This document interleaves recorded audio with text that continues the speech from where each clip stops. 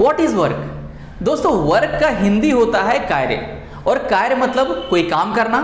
तो अगर कोई पूछे कि काम करना किसे कहते हैं, तो हम लोग अपने बोलचाल की भाषा में कहेंगे कि वो सारे एक्टिविटीज जो आप अपने शरीर से या फिर दिमाग से कर रहे होते हैं।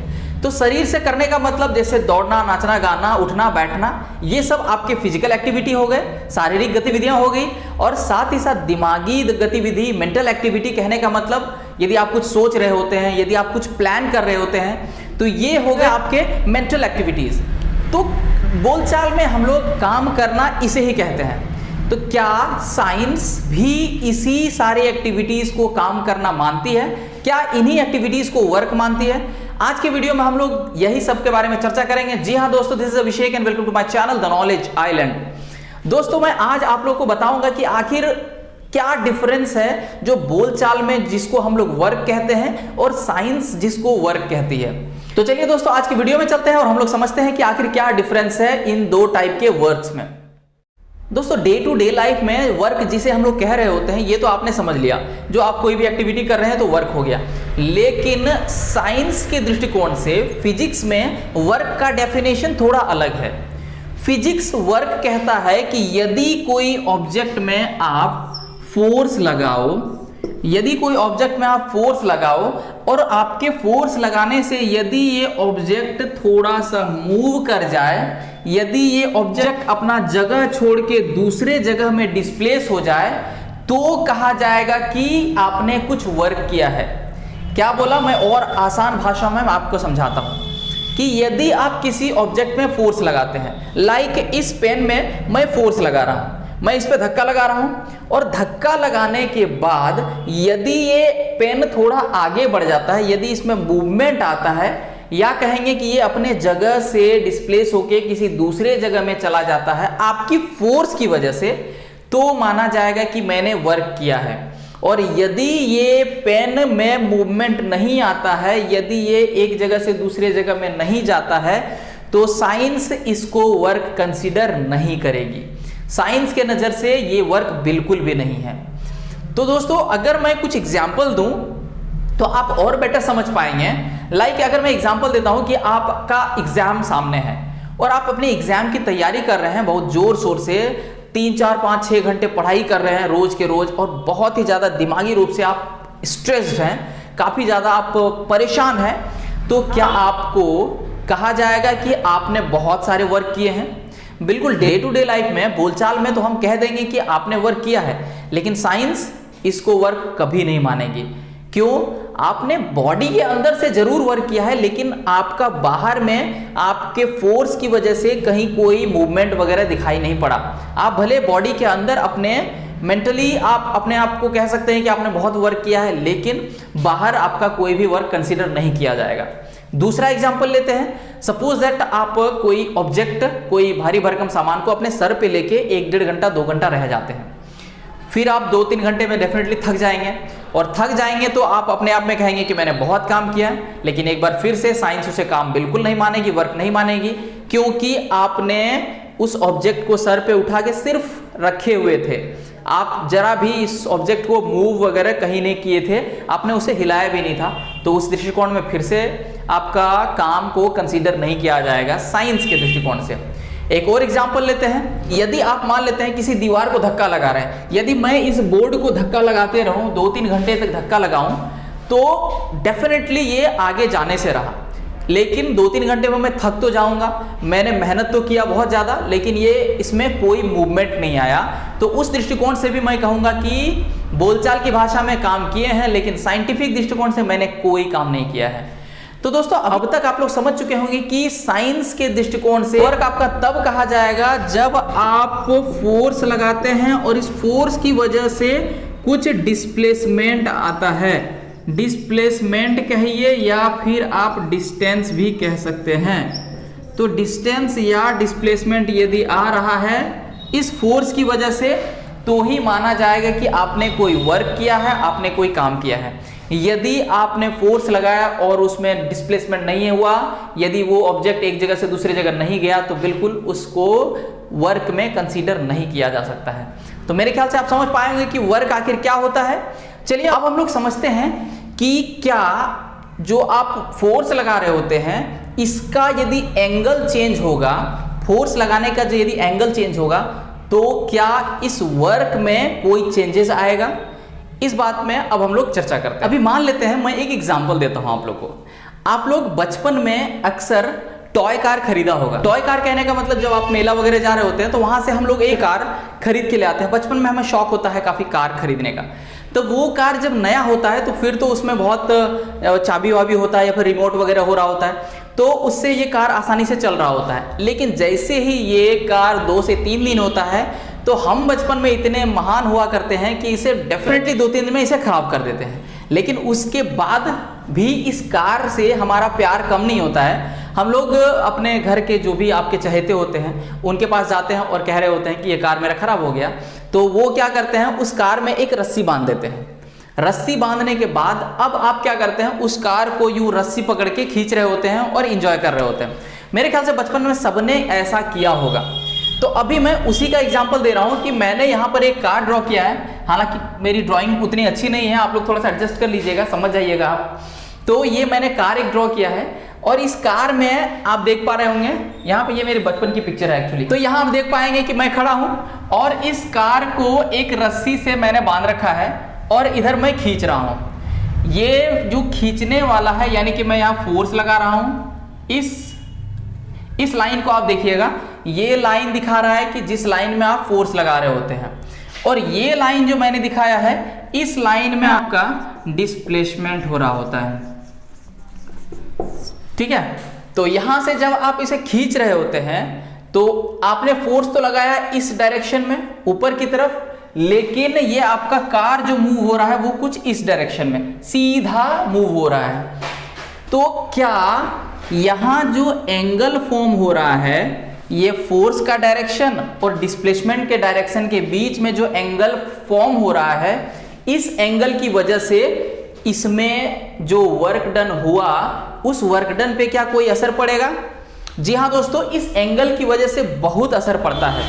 यदि आप इसे ज्यादा ऊपर के एंगल से खींचेंगे, मान लेते हैं अगर आप इस तरह से खींच रहे होते हैं तो फिर आपका हो सकता है ये वर्क डन अफेक्टेड हो, आपका जितना काम होना चाहिए वो ना हो। या फिर कहेंगे अगर डायरेक्ट आप इस तरह से खींच रहे होंगे तो फिर निश्चित ही ये कार आपका इधर से मूव नहीं करेगा आसानी से। जितना आसानी से इधर से खींचने से मूव कर रहा होगा या जितना आसानी से आपका इधर से खींचने से मूव करेगा, इस एंगल में खींचेंगे तो उतना आसान तो नहीं होगा आपके लिए ये कार को आगे मूव कराना। तो आखिर इस एंगल का क्या महत्व है, इस एंगल की वजह से किस तरह से वर्क डन अफेक्टेड होता है, चलिए हम लोग एक एक करके चर्चा करते हैं और समझते हैं। तो देखिए यहां पर जो एंगल फॉर्म हो रहा था, अगर आपने ट्रिगोनोमेट्री का थोड़ा बहुत जानकारी ले रखा है तो ट्रिगोनोमेट्री में आपने पढ़ा होगा कि किसी राइट एंगल ट्रायंगल में जब किसी एंगल का वैल्यू दिया रहे और इस एंगल के रिस्पेक्ट में यदि ये दो साइड का रेशियो आपसे पूछा जाए, ध्यान रहे मैंने क्या बोला, इस एंगल के रिस्पेक्ट में यदि ये दो साइड का रेशियो आपसे पूछा जाए तो आप कॉस थीटा का इस्तेमाल कर रहे होते हैं। कॉस थीटा का इस्तेमाल इसलिए करते हैं क्योंकि कॉस थीटा का मतलब होता है b/h। cos थीटा का वैल्यू, cos थीटा का मतलब होता है b/h, b फॉर बेस और h फॉर हाइपोटेन्यूज। तो इस एंगल के दृष्टिकोण से ये मेरा हो गया बेस और ये साइड हो गया हाइपोटेन्यूज, क्योंकि ये राइट एंगल है तो ये बेस हो गया और ये हाइपोटेन्यूज। इसीलिए हम लोग इस cos थीटा को कंसीडर करते हैं क्योंकि cos थीटा में ही हमें बेस और हाइपोटेन्यूज का रेशियो मिलता है। तो यहां पर भी आप देख पाएंगे कि ये फिगर लगभग एक राइट एंगल की तरफ फॉर्म हो रहा है। तो यहां पर भी जो एंगल है ये अगर दिया हुआ रहेगा आपको तो ये साइड और इस साइड का रेशियो निकालने के लिए आप क्या यूज करेंगे, cos थीटा। तो cos थीटा जो ये थीटा जो फॉर्म हो रहा है ये just because of this force, ये फोर्स जिस एंगल में लगाएंगे आप तो फोर्स आप जिस एंगल में लगाएंगे वही एंगल आपका डिसाइड करेगा ये दोनों का रेशियो। और ये दोनों का रेशियो ही आपका वर्क डन भी डिसाइड कर रहा होगा कि वर्क डन कितना ज़्यादा हो रहा है या कितना कम हो रहा है। तो अब वर्क इक्वल्स टू क्या हो जाएगा, ये देखिए, W इक्वल्स टू ये फोर्स के साथ आपका कॉस थीटा जुड़ जाएगा, फोर्स के साथ कॉस थीटा जुड़ गया, इनटू डिस्प्लेसमेंट। इसको शॉर्ट में कैसे लिखेंगे, W इक्वल्स टू फोर्स के लिए F लिखते हैं, F cos theta into S for displacement. इस cos थीटा को आप आगे लिख दीजिए F S cos थीटा।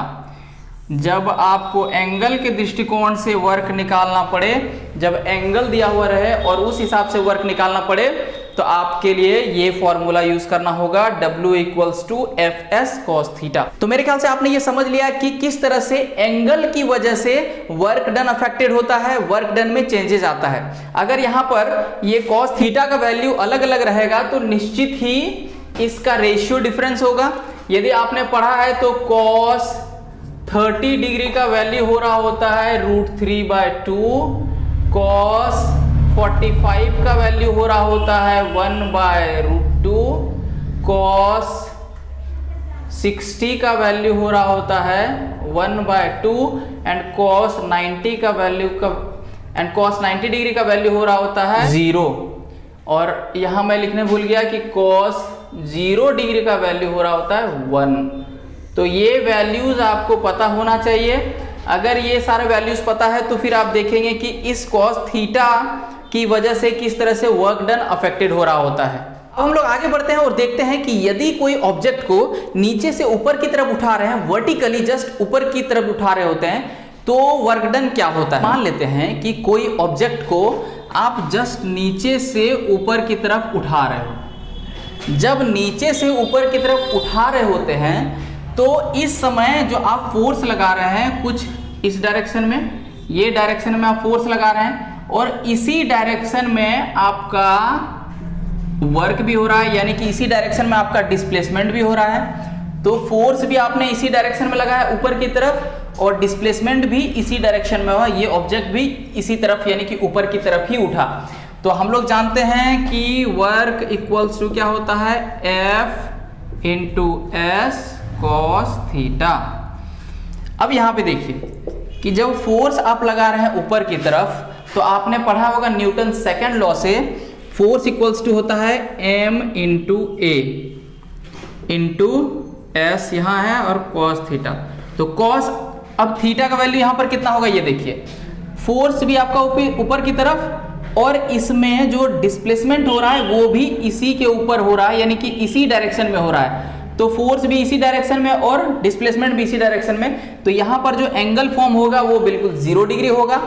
जैसे कि अगर मैं दूसरा एग्जांपल लूँ, जैसे कि अगर यहाँ ये लाइन दिखाऊं मैं, तो इस लाइन में और इसी के ऊपर अगर एक और लाइन में डाल दूं तो दोनों के बीच एंगल यहाँ पर कितना होगा, 0 डिग्री फॉर्म होगा। तो सेम यहाँ भी हो रहा होता है, फोर्स भी इसी डायरेक्शन में और डिस्प्लेसमेंट भी इसी डायरेक्शन में, तो दोनों के बीच में एंगल 0 डिग्री होगा। तो कॉस 0 डिग्री यहाँ पर लिख देते हैं। ग्रेविटी के केस में ये एक्सेलरेशन को हम लोग g लिखते हैं, small g, that is acceleration due to gravity.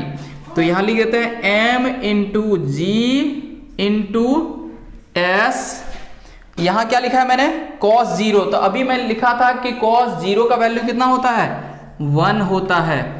अब s यहां से यहां तक जो उठा रहे हैं तो इसमें जितना दूर वो जा रहा है, मान लेते हैं ये दूरी यहां से यहां तक अगर हमने उठाया है तो इसको हम लोग हाइट भी कह सकते हैं। इस डिस्प्लेसमेंट को यहां से यहां तक के डिस्टेंस को हाइट भी कह सकते हैं। तो इस s के जगह पे मैं हाइट लिख देता हूं। तो यहां मैंने क्या लिखा, W equals to m g और इस s के जगह में h लिख देता हूं, क्योंकि 1 से फिर इधर मल्टीप्लाई करेंगे तो सब यही वैल्यू आ जाएगा। तो W equals to m g h. Work done यही हो रहा होता है किस केस में, जब आप किसी ऑब्जेक्ट को नीचे से ऊपर उठा रहे होते हैं। वर्टिकली जब आप ऊपर उठा रहे होते हैं तो वर्क डन मेरा ये होगा। अभी मैं थोड़ा देर पहले बात किया था, जब वीडियो स्टार्ट हो रहा था तो मैंने एग्जांपल दिया था कि कोई ऑब्जेक्ट को जब आप सर पे लेके घंटों खड़े रहते हैं तो वर्क डन आपका 0 होता है।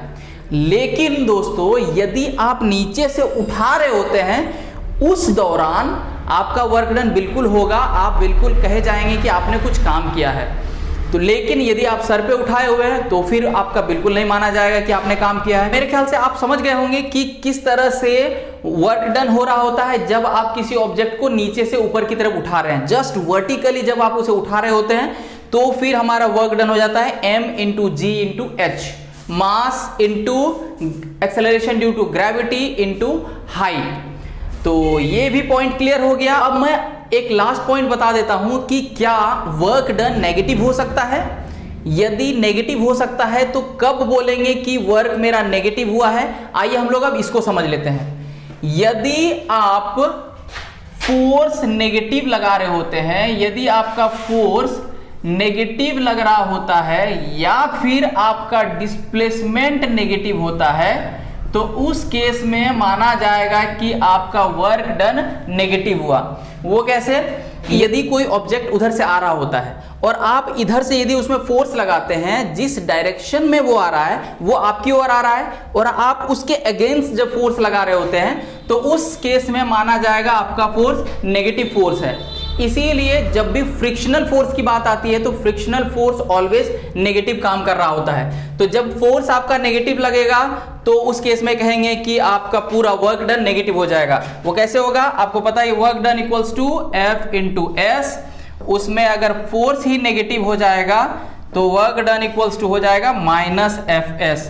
तो आप देख पाएंगे किस तरह से वर्क पूरा का पूरा नेगेटिव हो जा रहा है। अब आते हैं डिस्प्लेसमेंट की बात करते हैं। डिस्प्लेसमेंट भी यदि नेगेटिव हो जाता है, यदि आपका ऑब्जेक्ट नेगेटिव डिस्प्लेसमेंट कवर किया है तो फिर उस मामले में भी वर्क डन नेगेटिव हो जाएगा। यहां देखिए W इक्वल्स टू FS, यदि F इंटू माइनस एस हो जाता है तो फिर W equals to minus FS हो जाएगा इस केस में भी। तो यहां पर भी आपने देखा कि किस तरह से वर्क डन नेगेटिव हो गया। तो मेरे ख्याल से आपको आज समझ में आ गया होगा कि वर्क डन साइंटिफिक दृष्टिकोण से क्या होता है और ये किस तरह से जो हम लोग बोलचाल में जिसे हम लोग वर्क कहते हैं उससे ये अलग है। साथ ही साथ आपने वर्क डन का फॉर्मूला क्या होता है, वर्क डन एंगल पे किस तरह से डिपेंड कर रहा होता है, ये सारी बातों को सीखा। उसके बाद आपने सीखा कि जब कोई आप ऑब्जेक्ट को नीचे से ऊपर की तरफ उठा रहे होते हैं वहां पर कैसा वर्क डन हो रहा होता है, वहां पे कैसे काम कर रहा होता है। इसे भी मैंने बताया वर्क डन पॉजिटिव या नेगेटिव कब होता है, इसे भी आपने सीख लिया। अब एक चीज था वर्क डन का यूनिट क्या होगा ये देख लीजिए। तो वर्क इक्वल्स टू होता है फोर्स इनटू डिस्प्लेसमेंट। तो दोस्तों फोर्स का यूनिट आपको पता है न्यूटन होता है और डिस्प्लेसमेंट का यूनिट मीटर होता है। तो इस हिसाब से इसका यूनिट हो गया न्यूटन मीटर और इसे ही हम लोग एक और यूनिट से कहते हैं जिसे बोलते हैं जूल। तो वर्क डन का एसआई यूनिट न्यूटन मीटर या फिर जूल हम लोग कंसीडर करते हैं, इसे लेते हैं। तो दोस्तों आपको हमारा वीडियो कैसा लग रहा है आप हमें कमेंट सेक्शन पे जरूर बताएं। साथ ही साथ आप हमें यह भी बताएं कि आप लोगों को कौन सा टॉपिक चाहिए। यदि आप लोगों को कोई टॉपिक समझ में नहीं आता है तो आप मुझे जरूर बताएं, जरूर रिक्वेस्ट करें। मैं प्रॉमिस करता हूं कि आप लोगों को 1 से 2 दिन के अंदर वो वीडियो जरूर ला कर दूंगा। तो आज के वीडियो में इतना ही। मैं बहुत जल्द मिलता हूं आप लोग को एक नए वीडियो में एक नए टॉपिक के साथ। तब तक आप हमारे चैनल को सब्सक्राइब कीजिए, हमारे वीडियोस को जी भर के देखते रहिए, इन्हें लाइक कीजिए और ज्यादा से ज्यादा अपने दोस्तों के साथ शेयर भी कीजिए। बहुत जल्द मिलता हूं, बहुत बहुत धन्यवाद।